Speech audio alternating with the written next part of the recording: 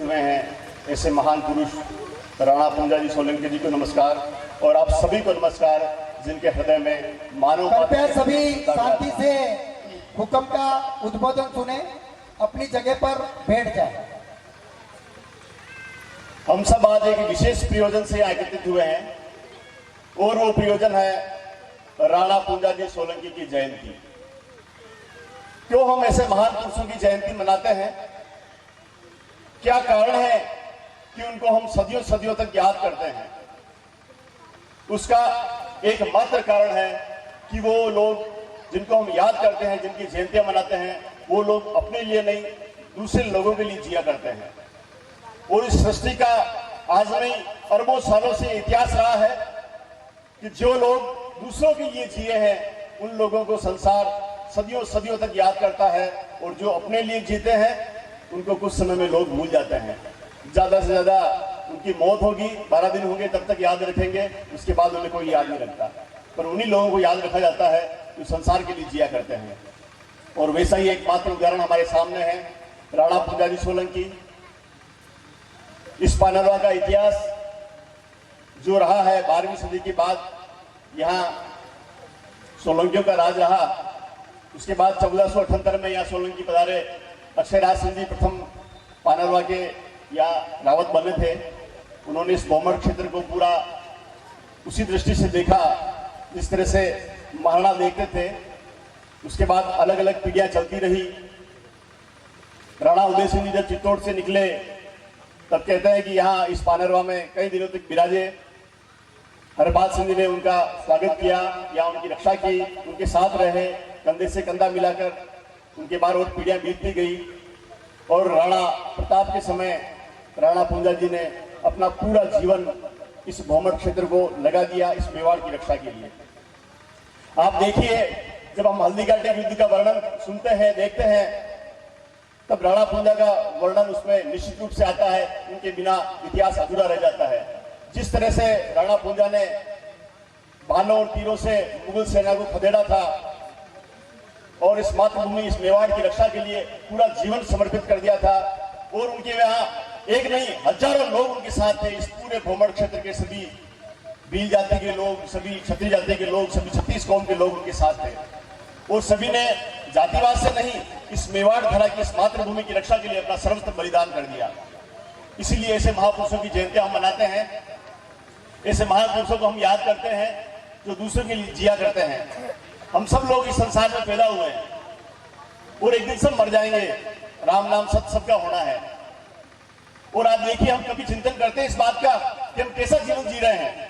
जिस तरह से एक जानवर जीवन जीता है, अपना पेट पालता है, अपनी रक्षा सुरक्षा करता है और एक दिन राम नाम सत्य होकर चला जाता है। हम सब वही जीवन जी रहे हैं। जो लोग, जिनके मन में लोगों के प्रति श्रद्धा विराजमान होती है, जो लोग संसार की सेवा के लिए आते हैं और अपने आप को पहचान लेते हैं, वही लोग सदियों सदियों तक जिंदा रहते हैं।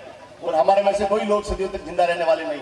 आप सोचिए, अगर मैं आपसे पूछूं कि किसी धनवान का आप नाम गिनाइए, किसी धनवान की क्रम संख्या बताइए, तो शायद हम में से कुछ ही लोग बता पाएंगे, वो एक आध नाम उनको याद आएगा। पर अगर हम आपसे पूछें ऐसे लोगों का नाम बताइए जो संसार के लिए जिए, तो हजारों की संख्या में इतिहास भरा पड़ा इस नामों का, जो हम नाम गिनते गिनते थक जाएंगे पर हमारी कॉपी और पेन थकेंगे नहीं। ऐसे लोग जो जीवन सदा के दूसरों के लिए दिया करते हैं, उनको संसार याद रखा करता है, और उन्हीं का एक नाम है राणा पूंजा, जिन्होंने पूरा जीवन इस मेवाड़ की धरा के समर्पित कर दिया। और उसके बाद राणा प्रताप के साथ हल्दीघाटी के युद्ध में नहीं, उसके बाद में दिवेर के युद्ध में, उसके बाद में जितने भी युद्ध, राणा अमर सिंह के समय में जो युद्ध लड़े थे, ये पानरवा ठिकाना सदा उनके साथ रहा, कंधे से कंधा मिलाकर उनका साथ दिया। और ऐसे महान पुरुषों को हम याद करने पर अपना आपको गौरवान्वित महसूस करते हैं, जो न किसी जाति में बंधे, न किसी वर्ग में बंधे, इस संसार की सेवा के लिए हमेशा तत्पर रहे। और वही हमें करना है, इस जातिवाद से ऊपर उठकर अपनी परंपरा और संस्कृति से भी सर्वश्रेष्ठ जो आचरण हमें दिया है भगवान ने, उस आचरण को हमको निभाना है। और कहते हैं कि 84 लाख योनियों में सबसे सर्वश्रेष्ठ योनि है मनुष्य योनि, और भगवान का धन्यवाद करना चाहिए, उस मनुष्य योनि में भगवान ने हमको जन्म दिया है। तो आप मनुष्य बनकर जाइए। जानवरों की तरह जीना तो सबको आता है, पर जो लोग मनुष्य बनते हैं वो संसार के लिए जिया करते हैं।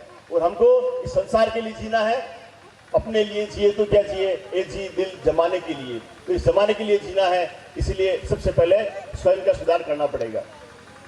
हम सब संसार को सुधारना चाहते हैं, समाज और राष्ट्र को सुधारना चाहते हैं। ये हमारी सबसे बड़ी गलती है। अपने आप पर जाकर कोई नहीं देखता कि मुझ में कितनी कमियां हैं। इसीलिए पूज्य तुलसी जी ने सहीगान की एक पंक्ति में कहा है, निजको जो नहीं बनाया तो जग रंच नहीं बनता। इस संसार को अगर सुधारना है तो सबसे पहले स्वयं को सुधारना पड़ेगा। आपको अपने आप को इंसान बनाना पड़ेगा, और जब आप अपने आप को इंसान बना देंगे तो इंसान और भगवान में कहते हैं कि ज्यादा दूरी नहीं है। हम सृष्टि में सबसे नजदीक अगर ईश्वर के हैं तो वो है हम मनुष्य।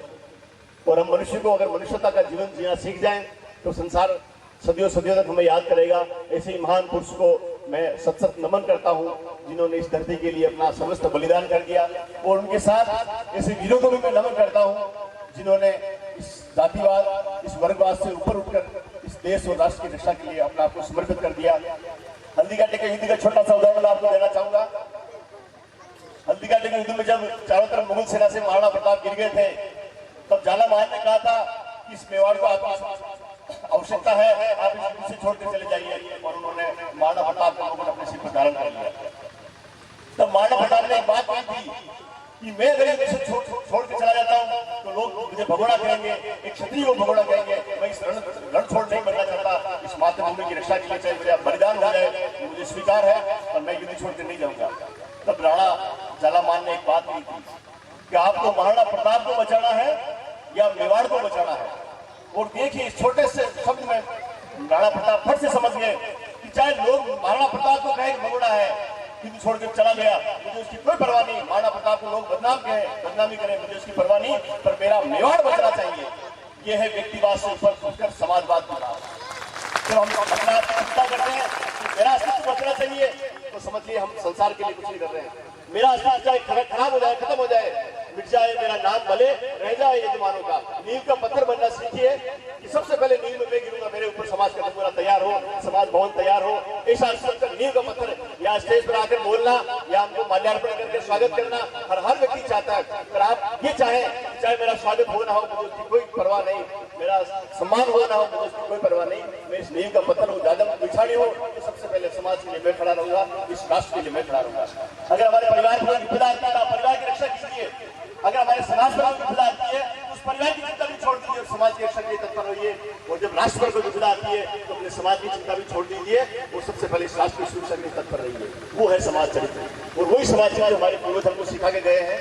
वो समाज चरित्र हमको हमारे जीवन में याद रखना है, और वही समाज चरित्र हमारे व्यवहार में, हमारे आचरण में, हमारी संस्कृति में चल के ऐसा व्यवहार हमें करना है। ऐसी महापुरुषों की जयंती में हम यहाँ से संकल्प लेके जाए कि हम व्यक्ति बनेंगे, इंसान बनेंगे, और ईश्वर को, जिस ईश्वर ने हमें पैदा किया इस मनुष्य जीवन में, उस मनुष्य जीवन को सफल बनाएंगे। जय श्री। बहुत बहुत धन्यवाद, जोरदार तालियों।